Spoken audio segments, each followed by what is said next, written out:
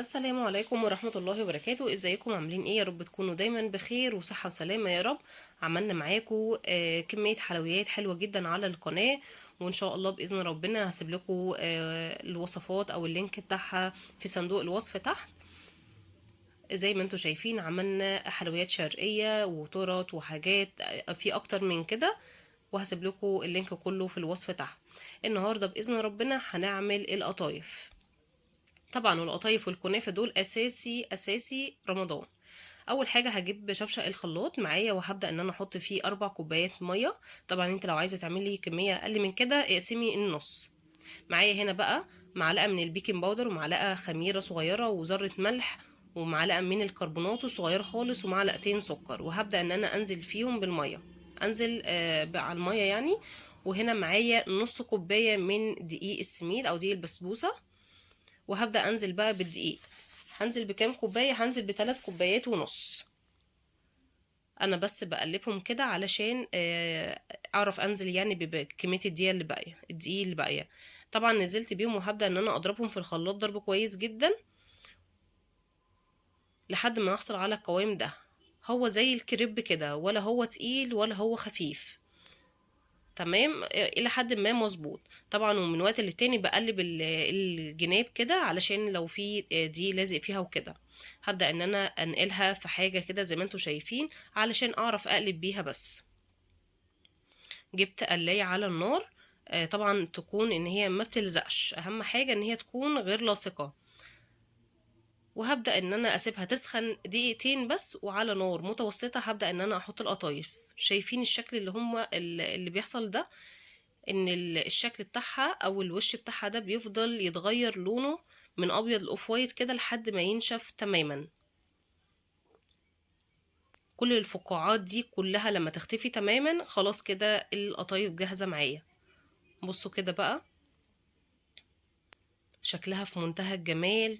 وكمية الفقاقيع دي او ان هي تبقى متخرمة كتير قوي دي، ده دليل على نجاح العجينة معايا.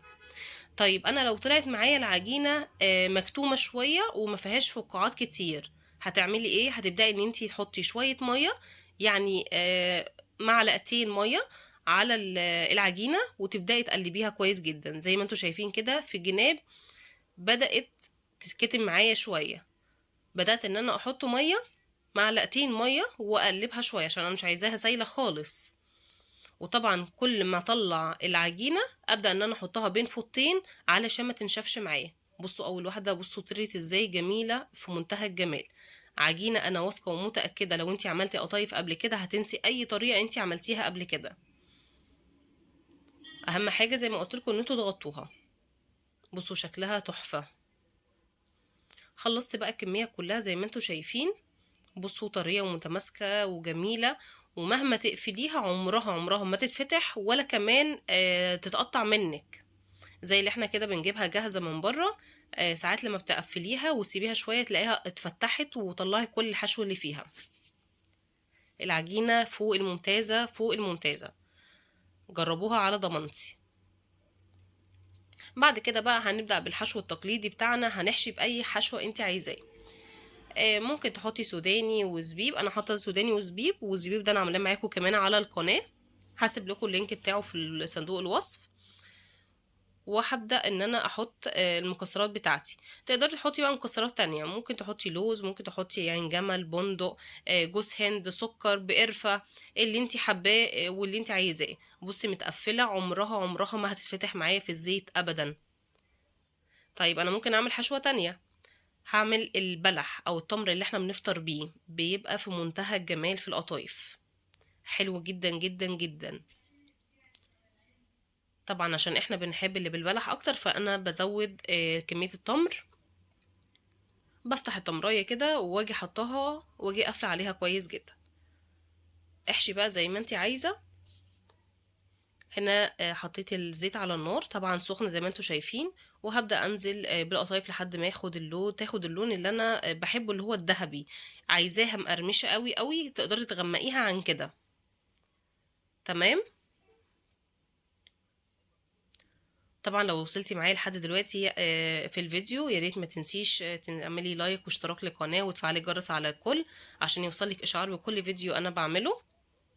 وما تنسيش تعليق حلو كده تعرفوني ايه رأيكم في الوصفة بتاعتي، لان انا بفرح جدا جدا بتعليقاتكم. هنا زي ما انتم شايفين انا حطيتها في السيرب بتاعها او الشربات. طبعا الشربات بتاعنا بيبقى بارد وتقيل جدا، بارد وتقيل جدا. عملته معاكم قبل كده كذا مرة فما حبيتش ان انا اطول الفيديو. طيب انا ممكن احشي بايه تاني؟ حشيتها قفلتها 3/4 قفلة، وحطيت قشطة. القشطة دي اللي هي بتاعت وش اللبن. تمام. تقدري تحطي اي نوع قشطة، في القشطة المعلبة اللي بتبقى في السوبر ماركت عادي مفيش مشكلة. وزينيها بقى بفستق، بسوداني، بجوز هند، اللي انت عايزاه.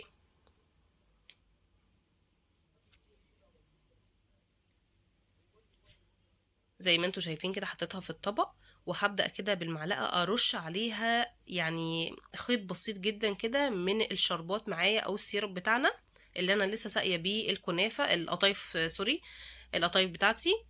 نسيت معلش اقول لكم على معلومه كده. القطايف ما ينفعش ان هي تطلع من الزيت تتحط على طول في الشربات.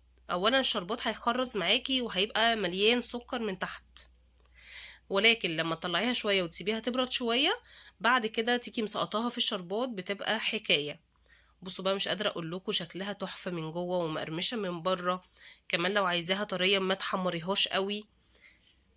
بصوا في منتهى اللذاذة، تحفة تحفة تحفة بجد. زيناها كده بشوية فستق كداب، وبس كده خلصت معانا. واللي بالقشطة ادمان بجد حكاية. ممكن تنسي اصلا حكاية القطايف اللي هي متحمرة دي خالص، ولو جربتي اللي بالقشطة دي انا متأكدة ان انتي هتكرريها كتير. بصوا شكلها في منتهى الجمال.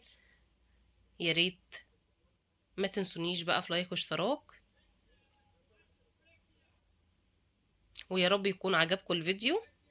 واستنوني في فيديو جديد من فيديوهات رمضان، وكل سنة وانتم طيبين ويعود علينا الأيام بخير. السلام عليكم.